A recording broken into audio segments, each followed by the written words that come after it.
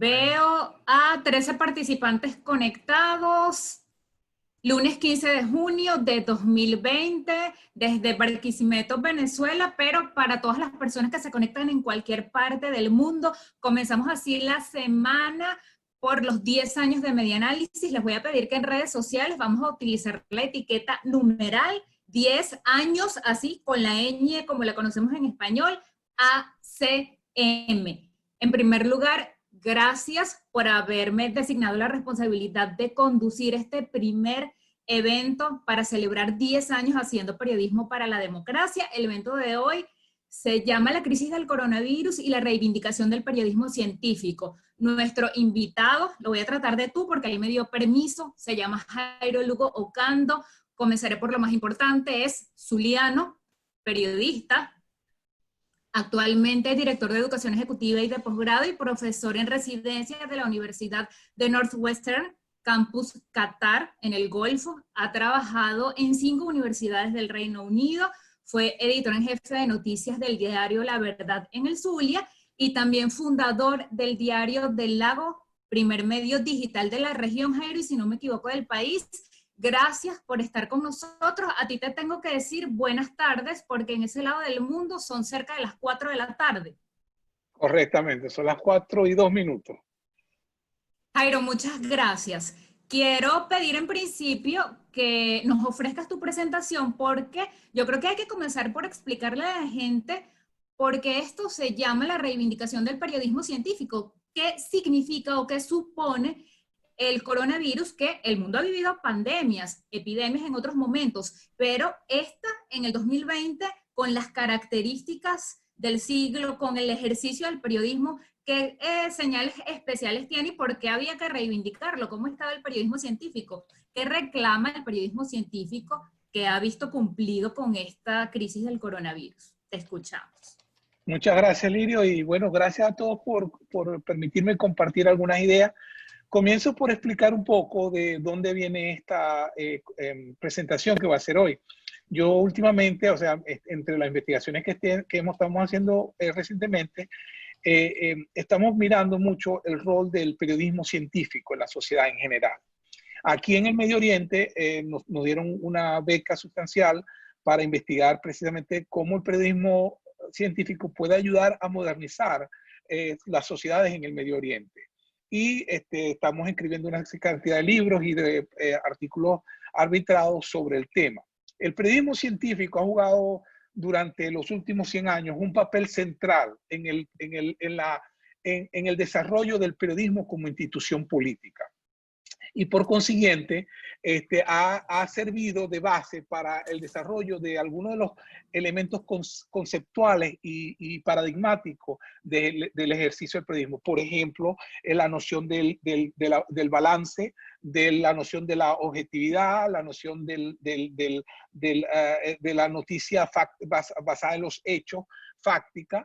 Eso han derivado en muchos casos no del ejercicio general del periodismo, sino de hecho del ejercicio particular del periodismo científico. Sin embargo, a pesar de esta historia muy importante dentro del desarrollo de la práctica periodística, vemos como en los últimos años el periodismo ha enfrentado una crisis importante, una crisis de confianza en el periodismo como institución política, pero también una crisis de la ciencia en la sociedad donde estamos hoy en día viendo el surgimiento de elementos que algunos han llamado posverdad, que es una época en que se usa lo que en inglés lo llaman el fake news o la noticia falsa, y donde el desarrollo de las redes sociales ha permitido que proliferen una cantidad de elementos que no veíamos desde hace quizás 100 años. Entonces yo voy a permitirme compartir con usted una presentacioncita muy corta. La voy a hacer muy corta, lo prometo, porque creo que lo más interesante es la parte de preguntas y respuestas, y voy a guiarme por ahí para... Entonces, la idea de la presentación, yo comienzo por recordar un gran periodista venezolano que los de mi generación lo admiró mucho, que era Arístides Bastida del Nacional, que fue uno de los grandes pioneros del periodismo científico en Venezuela. quizás en Latinoamérica, quien decía que el oficio de nosotros los periodistas no es oscurecer las aguas para que parezcan profundas, usando un lenguaje intangible, es todo lo contrario, llevar claridad a donde existe confusión y llamar las cosas por el nombre con el cual las conoce el pueblo, es decir, hacer las cosas accesibles. Aquí ha habido una gran dicotomía entre cuál es el rol del periodismo científico. Y el rol del periodismo científico no es diferente al rol del periodismo general. Es decir, en primer lugar es una pirámide donde nosotros identificamos el problema como periodistas, decimos si hay corrupción, si hay fallas del gobierno, somos ese cuarto poder del cual muchos hablan.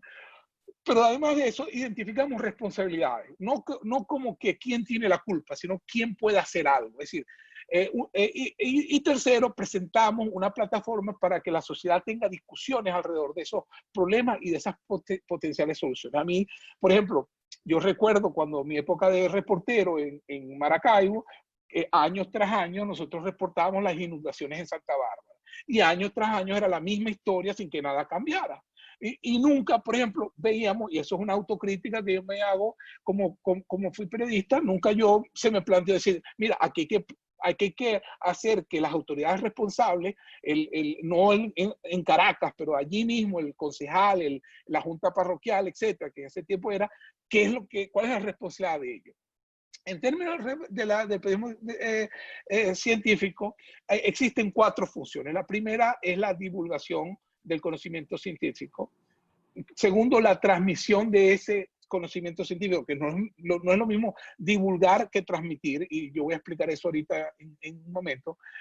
Producir una crítica de la ciencia. Yo siempre digo, y recuerdo el caso de uno de los grandes periodistas ganadores de premios Pulitzer del Chicago Tribune, y cómo él fue el que descubrió que el síndrome del SIDA no había sido aislado en los laboratorios en Estados Unidos, sino en los laboratorios Pasteur.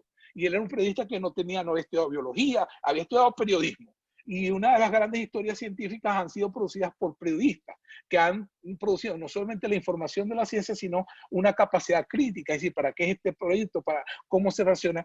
Y haciendo eso, los periodistas también le crean un vínculo con la sociedad porque le dan relevancia a la noticia periodística. Entonces le dicen, esto les va a servir a ustedes para esto. Esto es importante para la audiencia por esta razón. En el concepto, hay unos conceptos básicos antes de que entremos a la discusión de preguntas y respuestas que quizá hay que aclarar.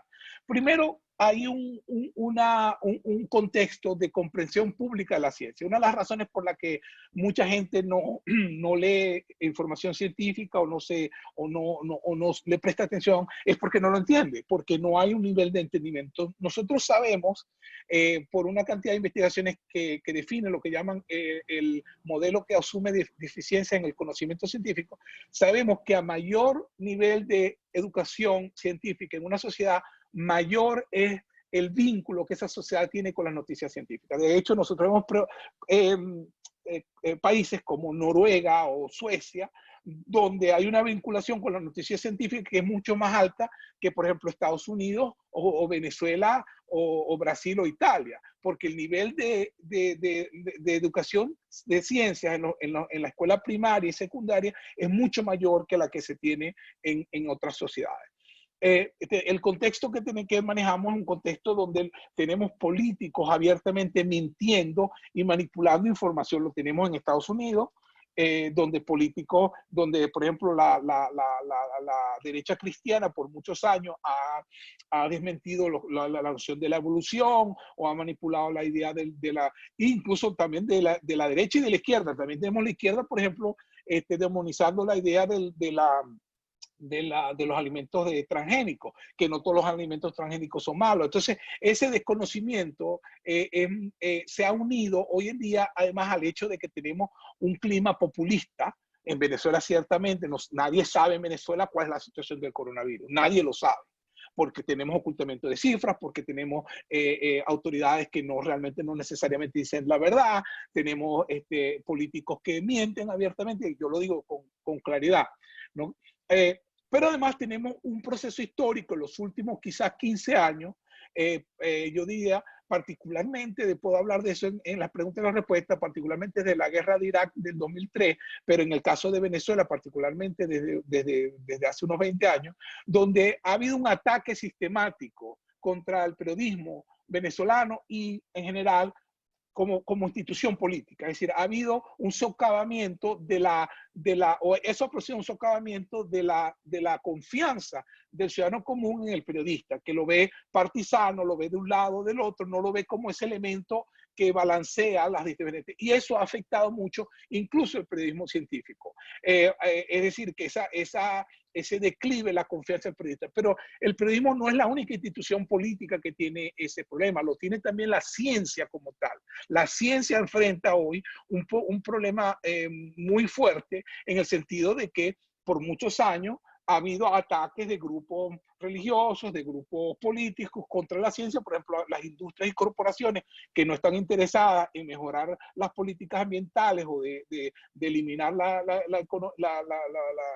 las energías fósiles, pues se han dado la tarea de hacer un lobby contra el periodismo, contra la ciencia en sí, que ha socavado y ha minado la capacidad de la gente de crear la ciencia. No de los científicos, porque incluso si uno ve las encuestas de la Pew Center en Estados Unidos, uno ve que la confianza en los científicos sigue siendo muy estable y alta en general en comparación con otros individuos de la sociedad. Pero en la ciencia como institución política definitivamente ha habido un desmejoramiento de la confianza. ¿Eso qué significa?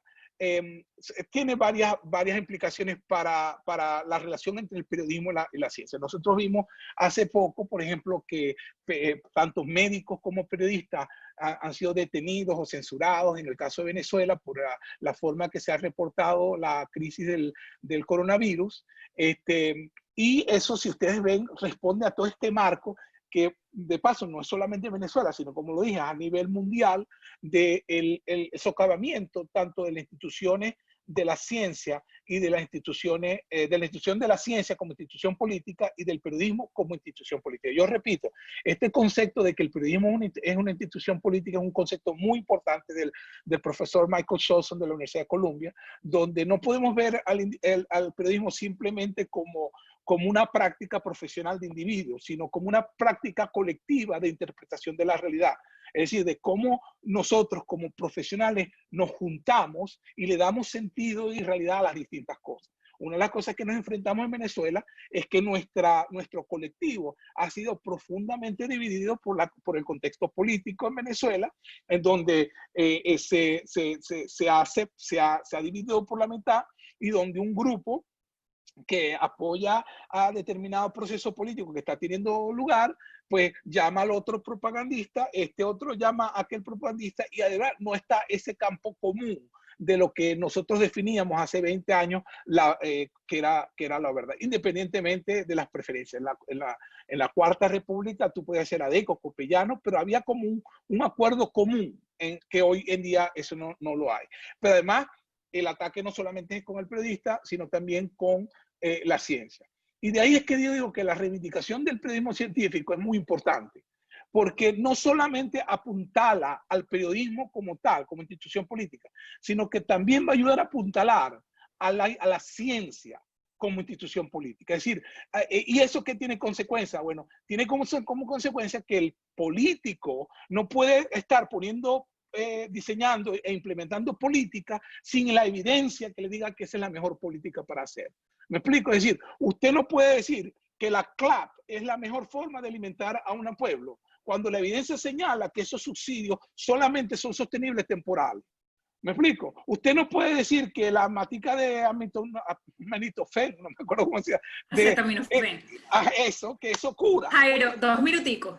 Sí, 2 minutos, no, ya estoy terminando. Entonces, ¿por qué el periodismo científico? Bueno, porque el periodismo científico permite no solamente reforzar la credibilidad en todo el periodismo como institución política, porque crea campos comunes, porque lo que es blanco y lo que es negro en el campo de la ciencia, sino que además permite también apoyar y fortalecer la ciencia como centro de creación de políticas racionales en el país. De allí que es importante, muy importante, que Venezuela desarrolle sus capacidades en el periodismo científico. No tenemos ni suficientes periodistas en general, porque muchos lamentablemente nos han quedado muy buenos, pero muchos se han ido.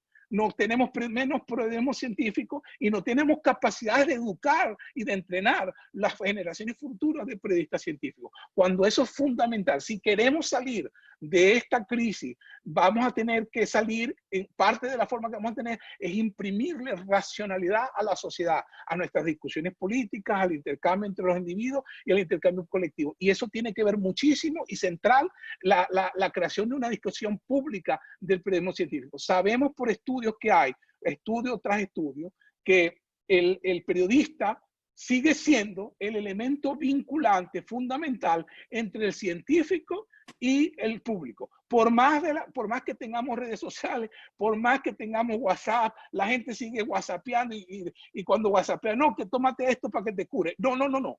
El vínculo legítimo, importante y relevante sigue siendo, según todos los estudios, en todas las sociedades, el periodista, que es el elemento vinculante entre la sociedad y la ciencia. Y por eso es muy importante y determinante que tengamos eso, ¿no?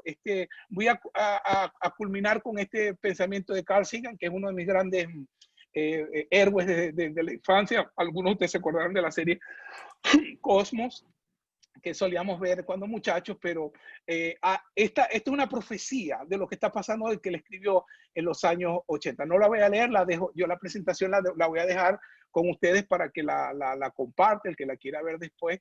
Y culmino haciendo también si quieren leer más sobre estos temas, hay una cantidad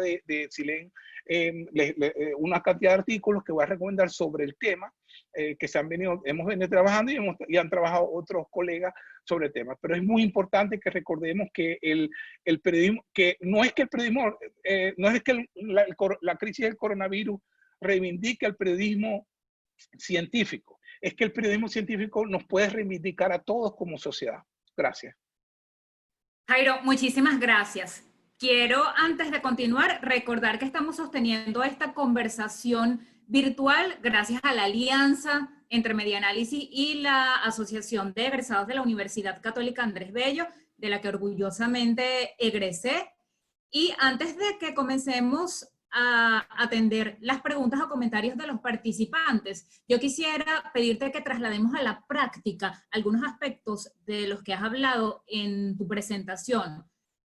¿Cuál es el papel que les toca hacer a los periodistas en medio de esta crisis del coronavirus del que has hablado, cuando en Venezuela se nos ha restringido cada vez más la libertad de expresión y el acceso a fuente oficial y a la información, pero en otros países que quizá no tienen esas restricciones, también hay políticos que mienten, porque los hay en todas partes, y también hay caldo de cultivo para estas teorías conspirativas según las cuales el coronavirus fue creado en un laboratorio con intereses oscuros, o aquí en Venezuela surge el nombre de una persona que ni siquiera es profesional de la medicina, pero que te sugiere hacer gárgaras de sal o tomar una infusión como un mal ojillo que tienes en el jardín. ¿Qué hacemos los periodistas que estamos en el medio, como tú dices, siendo el enlace entre la sociedad y el político mentiroso? Bueno, primero que todo, en Venezuela hay que hacer énfasis ahorita en la prevención. Es lo único que se puede hacer. Es decir, a darle la mayor información a la gente de cómo funciona el virus, de cómo ataca, de que es importante tomar las medidas que se puedan tomar dentro de las limitaciones que hay en Venezuela. Tú no le puedes pedir a los boneros que no trabajen no sé cuántos días, porque en Venezuela no hay un estado de bienestar que los permita para apoyar. Pero ¿qué se puede hacer dentro de sus realidades? Que hagan ejemplos, sobre todo tratar de buscar ejemplos de que la gente los pueda seguir en ese sentido. El acceso o no a las fuentes oficiales ya es una cosa mucho más contextual. No vamos a poder acceder a las fuentes oficiales, y si se acceden, pues las fuentes oficiales van a estar dando unas versiones que van a ser muy limitadas. Pero lo más importante, entonces, en ese caso, es tratar de buscar fuentes supranacionales. O sea, hay información afuera de Venezuela, sobre la situación. En estos días sabemos de un estudio que se hizo en la Universidad de Princeton acerca de los niveles de contagio reales, que ellos creen que son reales basados en los modelos matemáticos que ellos tienen.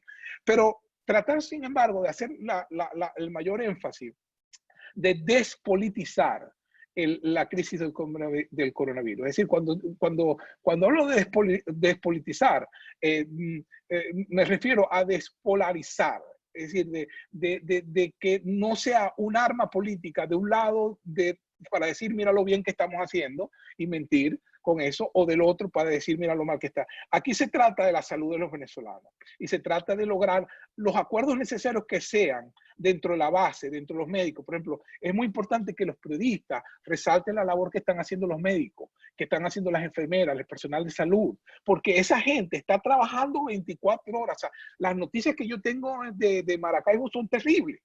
Ahí está todo el mundo en guardia permanente, o sea, de mi ciudad.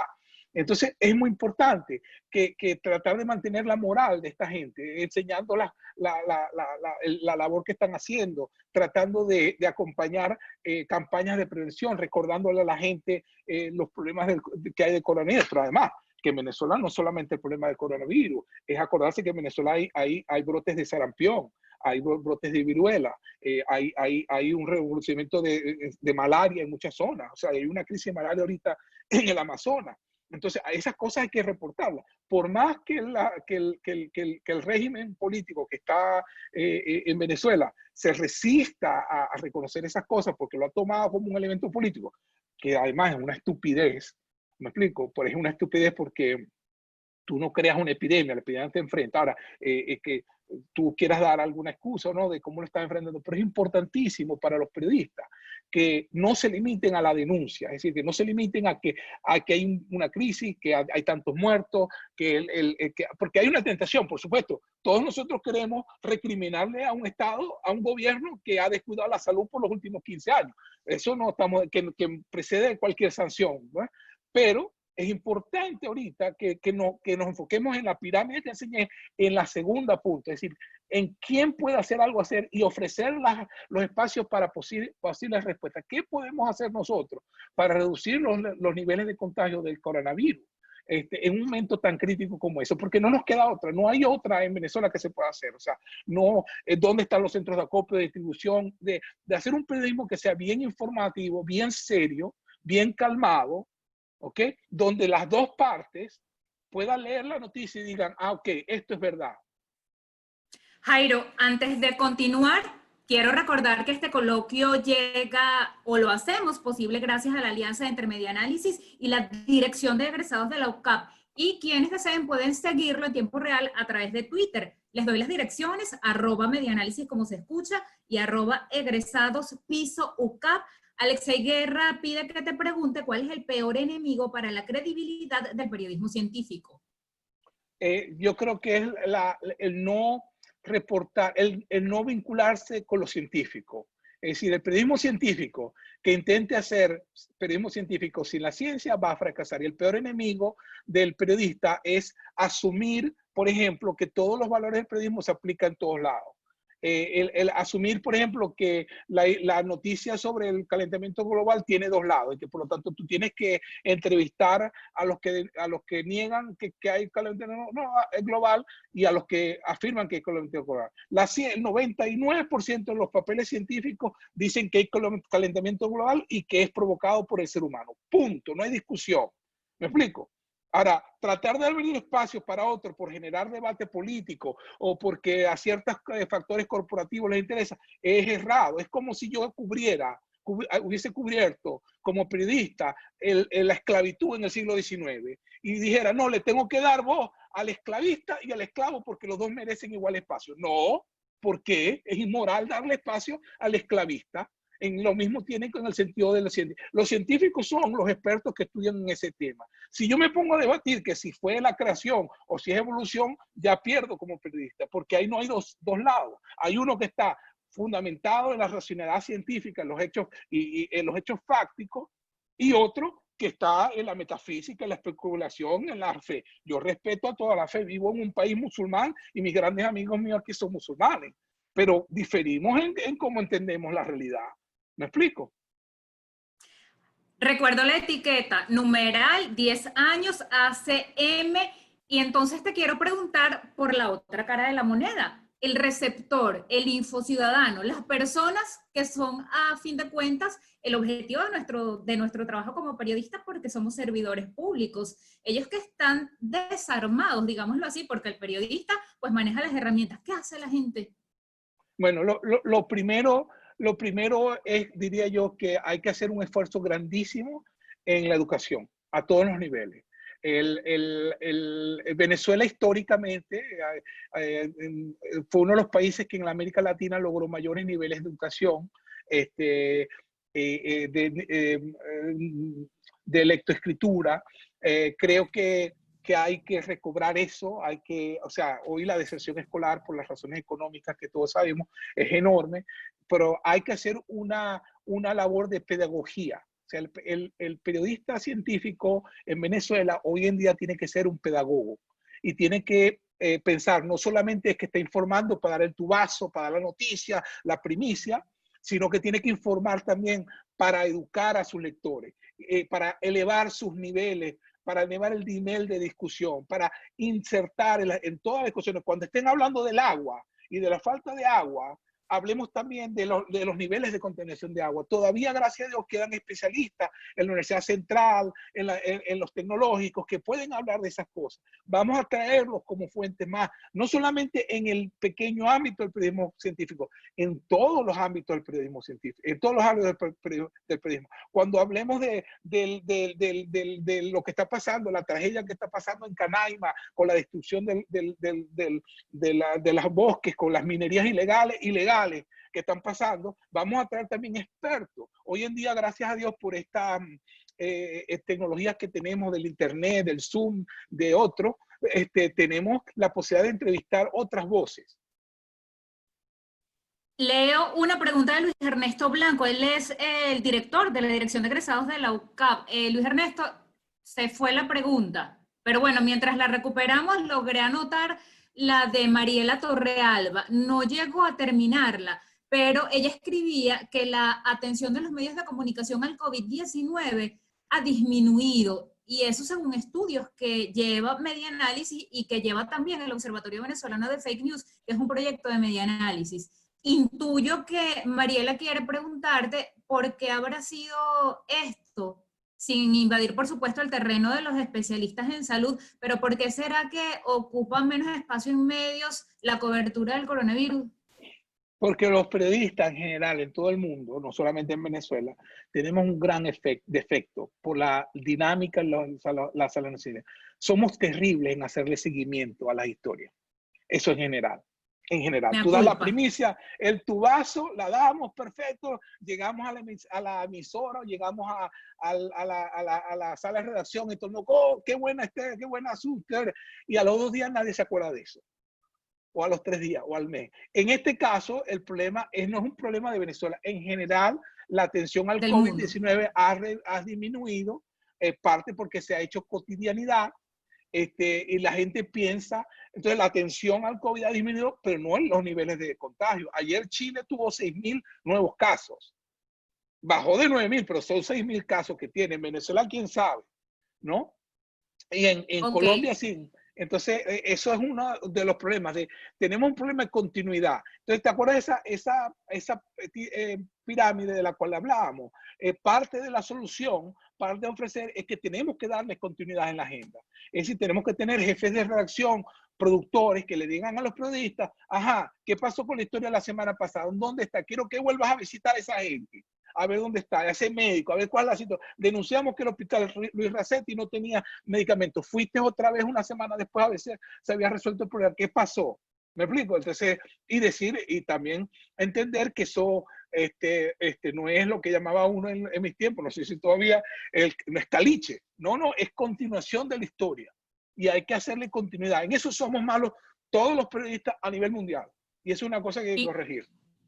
Mea culpa, y también estamos en la capacidad de darles la vuelta, les digo yo, a los caliches. Si es caliche es porque no investigaste lo suficiente. Ese es un paréntesis personal. Lo que alcancé a leer de la pregunta que escribió Luis Ernesto Blanco de la Dirección de Egresados de la UCAP tenía que ver con marcas y con manipulación.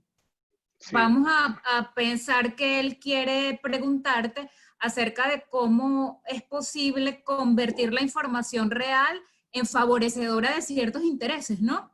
Sí, Luis Ernesto, gracias por la pregunta. Es muy buena pregunta también.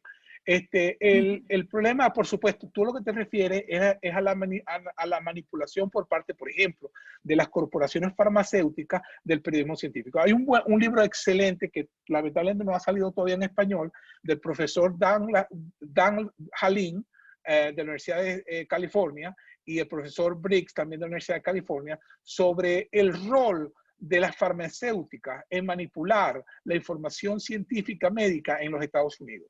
La industria farmacéutica norteamericana invierte, cáiganse para atrás, 5.000 millones de dólares anuales entre publicidad y relaciones públicas. ¿Me explico? 5.000 millones de dólares anuales. ¿Ok? ¿Te importa más venderte que la medicina, pues? Claro, no, es que además ese es un dinero que no solamente va en publicidad. Ese es un dinero que va en comprar agendas de noticias. Y cuando digo eso, no lo digo yo, lo dicen ellos con el estudio que ellos han hecho, que es un estudio muy completo en el tema, donde se ve que, por ejemplo, muchos medicamentos, el lobby, el cabildeo que se le hace a la FDA, a la Federal Drug Administration y a otras, para que aprueben ciertos medicamentos, ejerciendo presión pública, es muy importante. En Inglaterra, donde yo viví los últimos 20 años, en el Reino Unido, tenemos el Sistema Nacional de Salud, que es una medicina socializada muy buena, extraordinaria, pero parte de la ventaja de esa medicina sobre la de Estados Unidos, que es privada, es que ellos compran los medicamentos a nivel nacional, es decir, como un solo comprador, lo que significa que las drogas valen menos, pero también que hacen pruebas más rigurosas de cada medicina. En Europa en general es así. Europa es mucho más rigurosa en la adopción de nuevas medicinas que Estados Unidos. El significado de eso se traduce en que hay un menor costo para el contribuyente que paga con sus impuestos las medicinas, y también un nivel de excelencia de las medicinas que es mucho mayor que en Estados Unidos. Y sin embargo, uno empieza a ver hoy en día muchos periódicos que empiezan a tener unas noticias de que, ay, mi niño no se salva porque el gobierno no quiere comprar esta droga particular, o la gente está haciendo cola para que lo atienda el médico, y son campañas que son claros que cambian. Entonces, Halin y Briggs, que han hecho un estudio muy minucioso de esto, determinan que sí hay una intervención de las corporaciones privadas en el nivel médico. ¿Me explico? Pero no es diferente, Luis, que lo que uno ve en otras áreas de política. Nosotros hemos visto en Venezuela y en otras partes el palangre, que viene tanto del gobierno como de corporaciones privadas, los regalos al periodista. O sea, no es diferente en otra área, ni hay que esperar. Y lo que hay que apostar, Luis, no es que las corporaciones no van a seguir haciendo eso. Ellos van a seguir haciendo eso, porque es la naturaleza de lo que hacen. No está bien, pero es lo que lo van a seguir haciendo. Aquí lo que hay que aportar, particularmente en las casas, en las universidades y en los colegios de periodistas, es apuntalar a fortalecer la ética periodística. Que tú no aceptes ese tipo de preventas, para que la agenda que tú cubras como periodista científico sea la agenda que realmente lidie, se vincule con las necesidades de los ciudadanos. Pero tienes mucha razón, es decir, también no es solamente los gobiernos que manipulan con la agenda científica, es también el sector privado. Y lamentablemente, uno de los grandes problemas que tiene la ciencia, que hablé hace un rato de la crisis de la ciencia como institución política, uno de los problemas que tiene la ciencia como institución política es ese vínculo cercano a la sombra, en muchos casos, con las empresas corporativas, con las corporaciones farmacéuticas, con las corporaciones militares, con las corporaciones alimenticias. Me explico, una de las razones por las que la gente no cree en los transgénicos es porque las empresas privadas se han opuesto a que haya un certificado abierto de que tú sepas cuando un alimento es transgénico. Me explico, entonces, ¿por qué vas a ocultar esa información? Y ha habido una campaña, una inversión publicitaria en relaciones públicas y corporativas para lograr eso. Es decir, yo aquí no estoy diciendo que uno es mejor que el otro. Aquí los únicos que podemos hacer diferencia somos los periodistas. Y por eso somos el cuarto poder. Ahora, si lo hacemos bien o mal, en un país en dictadura o no, mira, yo siempre les recuerdo la verdad, por muy oscuro, y yo no quiero pasar, yo admiro, no tengo sino admiración por mis colegas en Venezuela que están haciendo una lucha titánica, pero también les recuerdo que en el peor momento de la dictadura soviética, habían periodistas tratando de empujar la verdad, como están en Venezuela. No están solos ni en la historia ni en el mundo. ¿Me explico? Y parte de eso es el fortalecimiento ético. Jairo, tu respuesta enlaza perfectamente con una pregunta de Mariela Torrealba. Ella dice, el periodismo científico apunta a desarrollar la racionalidad de la gente. ¿Cómo se combaten los bulos? Bueno, mira, primero que la racionalidad, vamos, esto es una cosa que nos puede llevar un poco de tiempo, no quiero quitar mucho tiempo, Mariela, pero es un punto muy importante lo que han resaltado. Yo no soy de los que hace la distinción entre la emoción y la racional. Yo ni creo que toda la racionalidad es buena, ni creo que toda la emoción es mala. Mira, cuando nosotros nos metemos en un bosque y pegamos un grito y eso ahuyenta un animal que nos iba a atacar, yo creo que eso es bueno con todo lo emocional que sea. Mientras que a veces tomamos decisiones muy racionales que nos salen muy mal, ¿no? Entonces, esa definición entre racionalidad y emocionalidad es una dicotomía que a veces no es real. Pero sí es cierto que que el periodismo científico y el pensamiento científico en general hace es que tú racionalices mejor las decisiones que tomas. ¿Me explico? Ahora, tú podrás tomar una decisión muy emocional, ¿me explico? Pero racional. Yo tengo un gran amigo que es mucho mejor que yo en lo que yo hago. Muchísimo mejor. Habla mejor el inglés, escribe mejor y tal. Y hace 20 años, 21 años, 22 años, cuando yo me fui de Venezuela, él no se fue, teniendo la misma posibilidad, la misma beca que me gané yo, todo. ¿Por qué? Porque su mamá estaba sola. Jamás él se ha volteado a decir, no es la decisión que tuve que tomar. Su decisión fue totalmente emocional, pero la racionalidad es perfecta. Entonces, el periodismo, lo que nos ayuda, el periodismo científico lo que nos ayuda es a racionalizar mejor las cosas. ¿Me explico? Y a comprender que si yo digo, hoy tengo esta crisis de la pandemia, pero yo tengo, o me voy a la calle a vender, o dejo que mis niños se mueran de hambre, yo por lo menos tengo la capacidad de racionalizar eso y de tomar una serie de otras medidas que a lo mejor me ayudan a sobrellevar esa decisión que podía parecer irracional en los ojos de uno, pero que de hecho está muy bien fundamentada por la emocionalidad en los ojos de otro. Gracias, Jairo. Recordamos que estamos en esta actividad gracias a la Dirección de Egresados de la UCAP y que Medioanálisis cumple 10 años. Alexei Guerra pregunta, ¿debe el periodismo científico enfrentar a políticos que mienten al anunciar plazos y fechas para obtener vacunas del COVID-19, por ejemplo? Por supuesto que sí, Alexis. Claro, la función del periodismo es hablarle de cara al poder. Ahora, no es fácil siempre. No es fácil porque en Venezuela te meten preso, te desaparecen, te meten al helicoide, no es fácil. O sea, yo no estoy aquí para pontificar del romántico, o sea, yo siempre hago unas discusiones. A mí me tocó cubrir mucho el conflicto colombiano cuando estaba en el Zulia para una cantidad de medios que trabajaba y me iba mucho al Putumayo, etcétera. Entonces yo tengo estas discusiones con los periodistas de Reuters aquí en Londres, cuando estaba en Londres, porque le decía, claro, para mí, usted es muy fácil como paracaidistas aterrizar allí, cubrir la historia, después se van, no pasó nada. ¿Me explico? Pero ¿qué pasa con el periodista ahí en Colombia, en el Putumayo, que vive en la calle siguiente de donde vive el jefe del cartel local o del guerrillero local o del paramilitar local? ¿Cómo cubres tú eso? Bueno, los periodistas siempre encuentran formas de decir la verdad y siempre encuentran formas de producir las noticias y la gente, más importante, el público aprende a leer entre líneas. Aprenden a leer entre líneas esas cosas. Entonces, creo que sí, el periodismo, Alexis, tiene el deber de decirle en su cara al periodista cuando miente, pero hay formas de llamarlo mentiroso. No tienes que llamarlo mentiroso. Presentas las contrapropuestas, sugieres, tenemos muchas herramientas desde la narrativa. Creo que hay políticos a los que sí hay que llamarlos mentirosos en su cara. ¿Me explico? Hay políticos que los tienes que, porque no hay otra forma de lidiar con ellos. Mire, esto es falso. Lo que usted está, no lo tienes que llamar mentiroso. Aquí están los elementos. O sea, ¿me explico? Lo que pasa es que ha habido una de las herramientas del populismo, o la herramienta principal para mí del populismo, ha sido la polarización.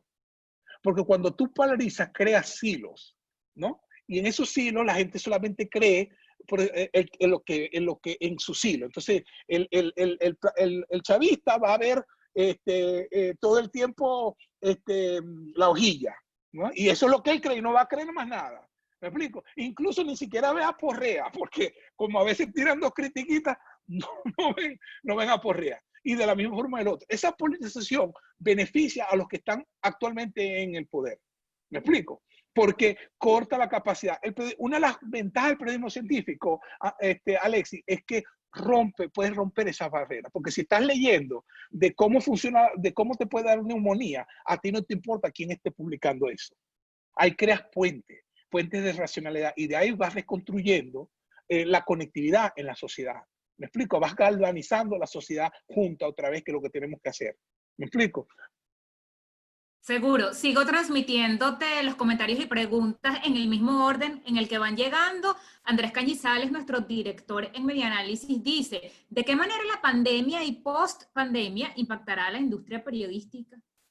Bueno, ha sido terrible en Venezuela, pero en Venezuela la pandemia contra el periodismo y contra los medios venezolanos, y lo digo con toda responsabilidad, llegó en 1998. Esa fue la gran pandemia que llegó, que en Venezuela llegó contra los medios. Lamentablemente, hoy en día casi no quedan periódicos en Venezuela que puedan publicar en papel. Y lo que está manteniendo el periodismo son las formas digitales que no llegan a todo el mundo, las televisoras ni que se hablen. Y la pandemia lo que ha acelerado es eso, es un proceso, tanto a nivel nacional como a nivel mundial. Es decir, la cantidad de periódicos que ya se han acogido a los capítulos de quiebra, tanto en Europa como en Estados Unidos, es enorme. Hay una crisis de la industria periodística, y creo que Andrés está muy acertado cuando él pregunta, cuando él habla de la industria del periodismo, porque yo separo el periodismo de la industria del periodismo. La industria del periodismo es un fenómeno muy nuevo en la humanidad, solamente data del siglo XIX, mediados del siglo XIX en adelante es que nosotros podemos realmente decir que tenemos una industria masiva del periodismo. Pero el periodismo es mucho más viejo. El profesor Eric Torrijos en Bolivia escribió con otros autores, escribieron un libro hermoso sobre el periodismo y la comunicación precolombina, donde habían los taquis, que eran los ciudadanos de Bolivia, los indios bolivianos y peruanos, que corrían millas para transmitir la noticia, que tenía que ser cierta y tenía que ser rigurosa. Esos eran los términos que ellos tenían. Esto está todo documentado. O sea, el periodismo científico. Entonces, yo creo que está en crisis, que el COVID-19 es realmente un reto para la industria periodística, pero para mí es una gran oportunidad para el periodismo como institución política, porque se está reivindicando la necesidad. Mucha gente que seguía a estos políticos populistas y que aceptaban, hoy con lo que están viendo en el periodismo, caramba, hay que escuchar a esta gente, porque esta gente es la que está diciendo la verdad. Jairo, para que no pierdas el hilo, Luis Ernesto Blanco dice que insiste con la pregunta de Andrés y te pregunta: ¿qué nuevas rutinas llegaron para quedarse en el periodismo después del confinamiento? Bueno, dentro de la sala de redacción, por ejemplo, una de las cosas que muy buena que trajo el COVID-19 es que socavó la idea del inmediatismo. O sea, cuando se instauró desde que Ted Turner instaló CNN en los años 80 con la televisión satelital, la idea de que se acabó el periodismo pensado y que ahora lo que tenemos es que ser rápido, y el Twitter y tal. Entonces, hoy en día, los periodistas nos hemos dado cuenta que no es llegar primero, sino saber llegar, como dice la canción del rey. Es decir, que no es dar al tubazo y la primicia, porque si no es verdad, inmediatamente tu credibilidad y tus seguidores van a ir abajo. Hoy en día, lo importante es que lo que vayas a compartir en las redes, en tus páginas web, vayas a escribir, esté bien fundamentado.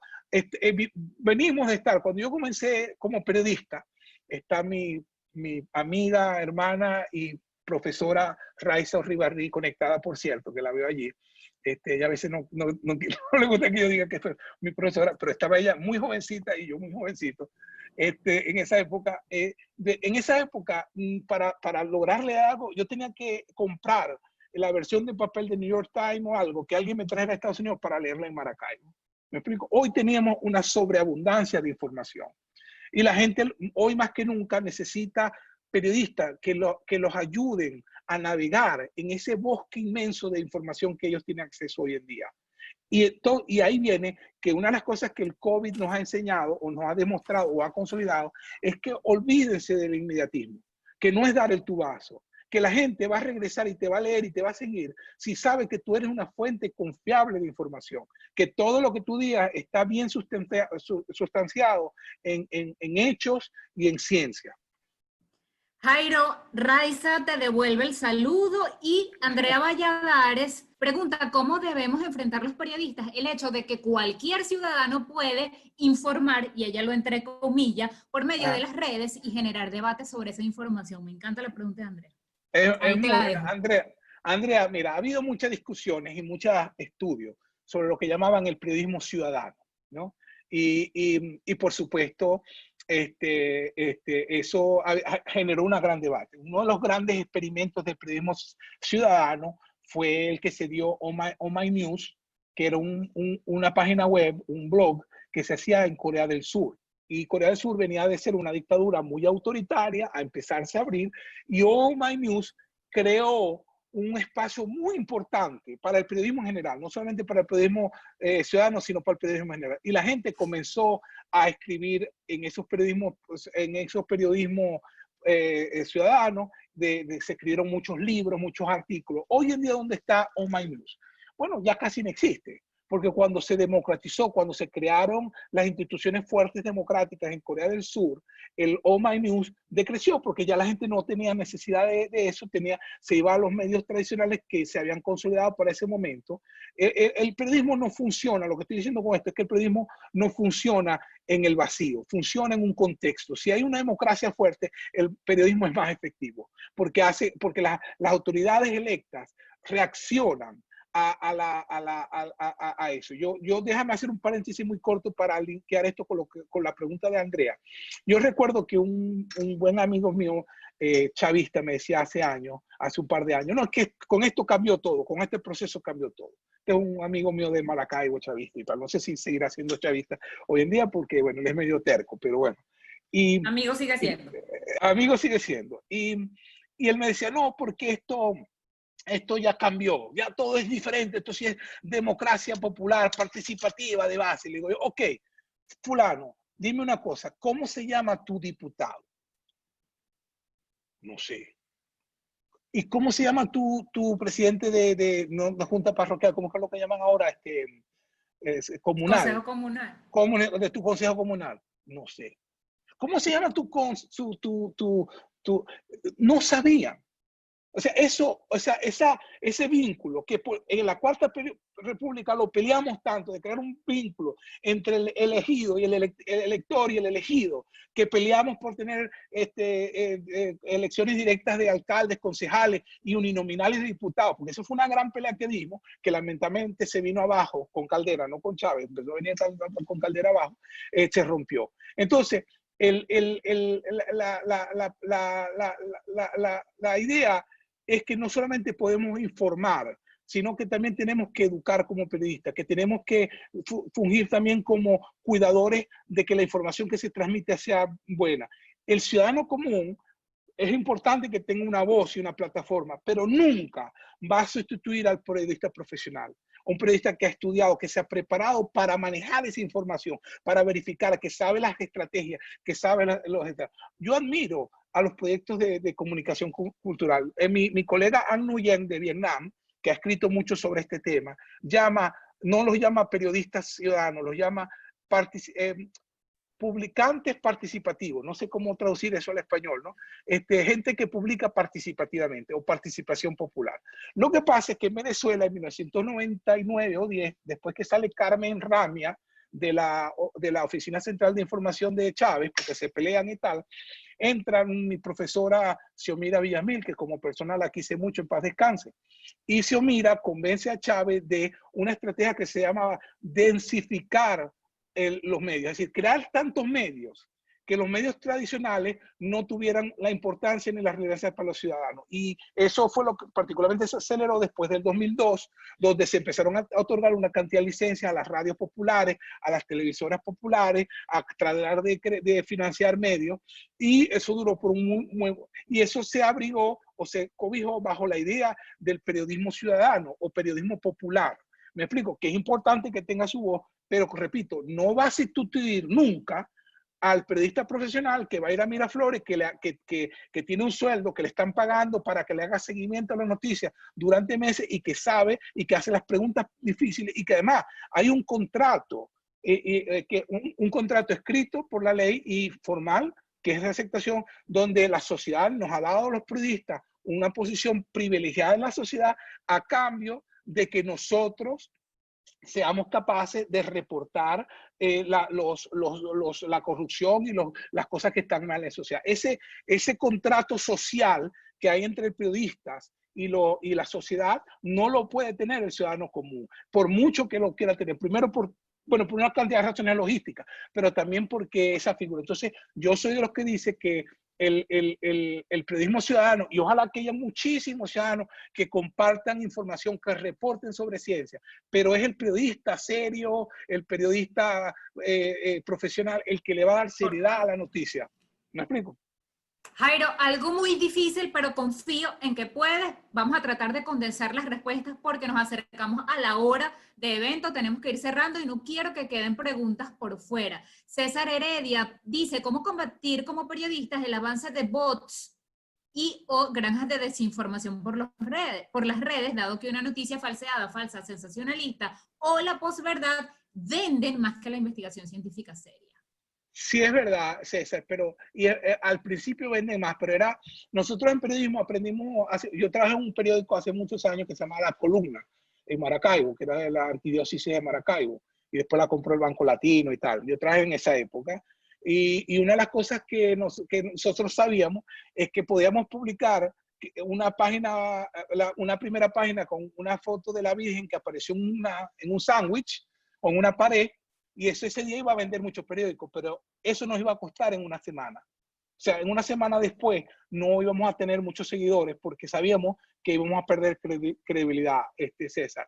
Lo importante, mira, la gente te va a seguir. Al principio seguirán a los bots y la gente, por supuesto, la gente quiere escuchar que el chocolate te hace más flaco y que fumar reduce los riesgos del cáncer. Me explico, pero a la larga, si tú haces un periodismo constante y seguido, vas a tener una cantidad de seguidores más serios, vas a ser un punto de referencia. O sea, la gente cuando lea un bot o un post que es falso, va a ir a tu página web, a tu Twitter para verificar si esto es verdad o no. Aquí es donde el periodista, esto se vincula con la pregunta anterior, ¿por qué los periodistas profesionales siguen siendo el elemento vinculante entre la ciencia y la sociedad? Porque son los que pueden realmente hacerle seguimiento y darle consistencia a una cobertura, y son los que pueden decir, mira, lo que publiqué ayer, estoy corrido por esta razón. El periodismo ciudadano no puede hacer eso. Los ciudadanos no van a poder combatir con los bots, porque son demasiados y son muchos. Pero cuando tú te conviertes en el punto de referencia donde los ciudadanos van hacia ti a preguntarte y saben, tú eres el periodista que escribe sobre este tema, yo le voy a preguntar a este periodista, en ese sentido, pues es que se puede compartir, hacer un periodismo serio, responsable, con técnicas de investigación. Quedan 2 preguntas y un comentario. Tu amiga y colega Raiza Uribarri te pregunta qué piensas sobre la proliferación de iniciativas de fact-checking dentro de los medios. Excelente, pero Raiza, es excelente que eso se dé, pero no olvidemos que eso existía antes. O sea, cuando yo comencé en el periodismo, cuando conocí a Raiza, me llevó un diario que yo traje, al diario Los Andes, allá en Valera. Nosotros teníamos, en esa época, tú leías el New York Times, y el New York Times tenía el staff writer y el reporter. Y tenías equipos que hacían fact-checking. O sea, lo que pasa es que con la crisis de los periódicos, que históricamente fueron los que hicieron más fact-checking, con la crisis histórica financiera de los periódicos, de las primeras cosas que muchos editores, dueños de periódicos, eliminaron fueron los equipos de investigación y los equipos de fact-checking. Pero hoy nos estamos dando cuenta de la gran falla que fue eso. ¿Me explico? Porque si tú compras un periódico hoy en día o ves un medio hoy en día o escuchas una radio que te está diciendo mentiras o que 2 o 3 veces ves que la noticia es falsa, pues tú simplemente te vas a mover de allí y vas a ir a otra porque no te está dando ningún valor. El valor agregado del periodismo, el unique selling point del periodismo, como lo dijo Walter Lippmann en 1922 en su libro Public Opinion, perdón, News and Liberty, es decir la verdad. Ese es el unique selling proposition, el punto de venta único nuestro es decir la verdad. Sea cual sea, como lo dice David Brother en su libro Las 8 columnas, tiene una gran anécdota, la rapidita, que él decía que su amigo le dijo algo en una cena y después el amigo se dio cuenta que él es periodista, o sea, se dio cuenta no, pero como que cayó en cuenta que era periodista. Le dice, David, tú no vas a publicar esto. Y le dice, David, lo lamento, pero lo tengo que publicar. Y él dice, escribe, así terminó mi amistad con esta persona de 30 años y comenzó mi amistad con la que iba a ser mi amiga por el resto de mi vida, la verdad. Y ese es el unique selling proposition de nosotros, que es decir la verdad. Así que yo le doy bienvenida a las iniciativas de fact-checking. Aquí además es donde los ciudadanos sí podrían intervenir. Los ciudadanos sí se podrían organizar además de hacer periodismo, en hacer elementos de fact-checking, como está pasando en muchas áreas, porque es muy importante. Pero es muy bienvenida esta iniciativa. Pero no olvidemos que estamos volviendo a lo que teníamos hace 30 años. Estamos ya prácticamente cerrando. Leo textualmente un comentario de Luis Ernesto Blanco que había quedado un poquito atrás y tiene que ver de cuando hablaba sobre los laboratorios y las marcas. Él dice, ético no solamente, también la formación en el tema. Lamentablemente se suele ser menos crítico en el área científica y tecnológica y muchas veces es por desconocimiento del tema. El cultivo de la fuente es clave. Excelente, Luis, absolutamente de acuerdo contigo. Hay un problema de formación. Yo no sé si, Andrés, ¿yo puedo hablar de la iniciativa o no está bien que hablemos de la iniciativa? Yo no sé si Andrés, bueno, sí, puedes hablar. Puedes hablar. Ok, ahorita tenemos, Luz verde. Luz verde, ok, ya, yo no sé, que como Andrés es el cargado de libertad de expresión aquí, yo lo digo. Ya él dijo que sí. Ya dijo que sí. Ok, totalmente de acuerdo. No solamente el hecho de que hay poca formación científica entre los periodistas, sino además que hay como una deferencia casi irracional de que porque alguien con una bata blanca te dijo algo, inmediatamente tú lo aceptas como verdad. Resulta que no es necesariamente cierto. O sea, realmente la mayoría de los médicos son seres humanos. Incluso como científicos se equivocan. Entonces yo, por ejemplo, una de las materias que yo doy es periodismo científico aquí en Qatar. Y una de las cosas que yo le digo a los estudiantes, que es una cosa muy elemental, pero que el 90% de los periodistas no hacen, es que cuando vas a reportar un estudio que sale en una revista arbitrada de ciencia, digamos, una nueva cura para, digamos, la calvicie, digamos, no solamente leas el artículo, pídele a la revista arbitrada los comentarios de los revisores para que veas uno de los grandes problemas, por ejemplo, que se tiene hoy en día es que muchos laboratorios solamente publican los resultados positivos de los testes, de las pruebas que hacen con ciertas drogas, no publican los negativos. Como periodistas, nosotros también tenemos que asumir que el científico, uno, puede mentir y dos, puede ser que esté equivocado. ¿Me explico? Como decía Karl Popper, no creas en autoridades consagradas. Siempre recuerda que hay autoridades igualmente consagradas que opinan lo contrario. Pero seguimos con el otro problema. El otro problema no es el problema solamente de la actitud que tenemos. Yo dije en la presentación, tenemos que ser más críticos, pero también es un problema de la base. ¿No? Esto es una discusión que es importante porque los científicos creen que si ellos entrenan a los científicos para ser periodista, entonces vas a tener un mejor periodista científico. Eso no es verdad. Ya eso está comprobado, hemos hecho varios estudios en el tema. ¿Qué pasa? Que tú puedes tener un biólogo, lo entrenas como periodista y te resulta el mejor periodista en biología de la bolita del mundo. Perdón que hablan como maracucho, pero ya está, ya se me sale. Ya estamos terminando. Ya está, ok. Ese periodista puede ser el mejor periodista biólogo de la bolita del mundo. Pero cuando tú lo pones a escribir de física o de astronomía, sabe igualito a nada.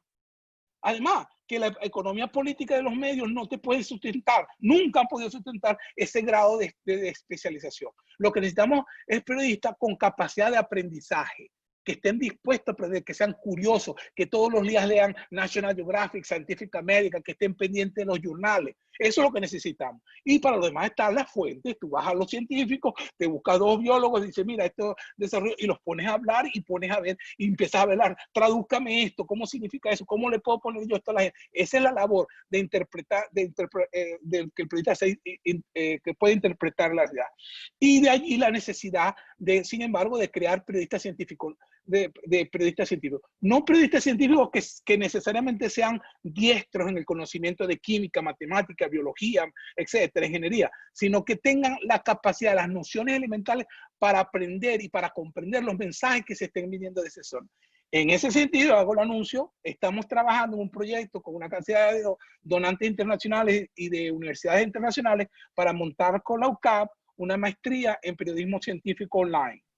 Entonces, bueno, si Dios mediante y todos salen bien, y por supuesto la asociación de exalumnos va a ser fundamental en ese esfuerzo, la idea es estamos tratando de montar una maestría en periodismo científico. Estaría avalada por una universidad internacional, porque como sabemos, eso lo digo yo a título personal, no de LOCAP, esto es título mío, es imposible hoy en día lograr la aprobación de cualquier programa. Ya yo lo tengo yo he tratado de devolverle a Venezuela lo que Venezuela me dio, aunque sea un pedacito, de lo que me dio, y parte de esa iniciativa lo he tratado.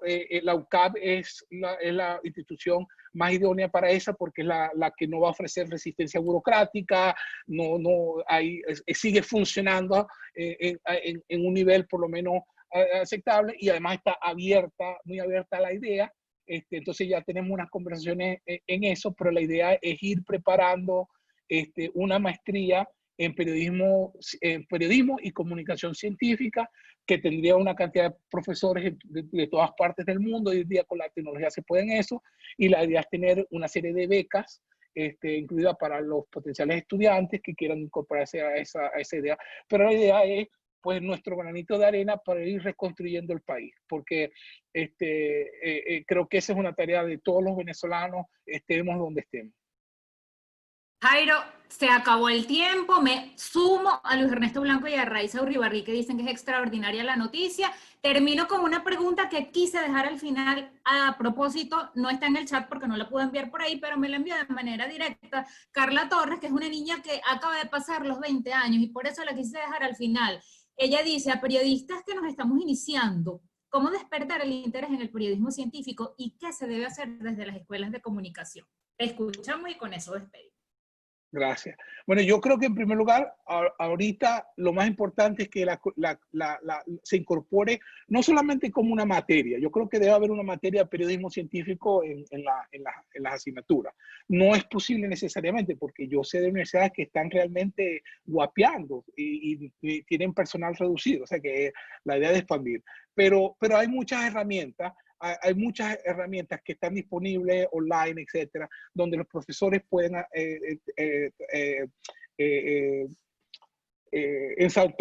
resaltar el interés de los estudiantes.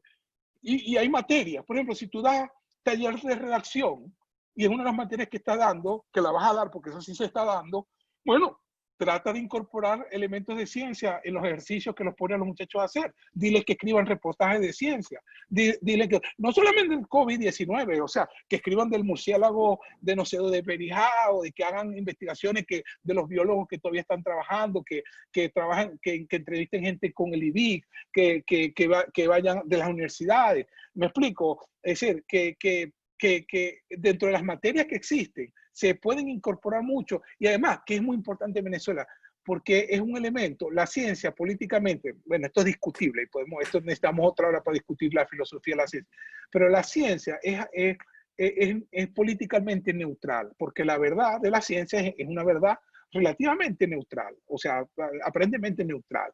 Entonces, los muchachos, ahí puede ser un punto de encuentro. Tú cuando le dices a unos muchachos, mira, la asignatura final de introducción a la televisión es hacer una revista de televisión, bueno, dile, si vas a hacer eso, hazlo de ciencia, haz un programa científico.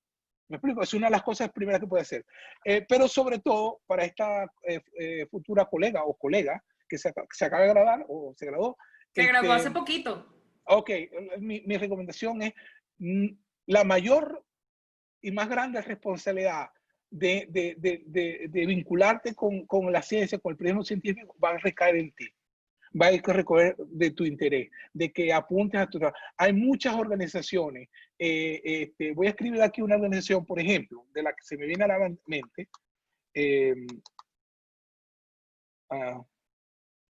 ScienceDev.net. Rapidito, le escribo esta, la puse ahí, ScienceDev.net. Esa es una organización que tiene inglés y en español. Ellos compran a los freelance trabajos científicos y pagan para los estándares venezolanos muy bien.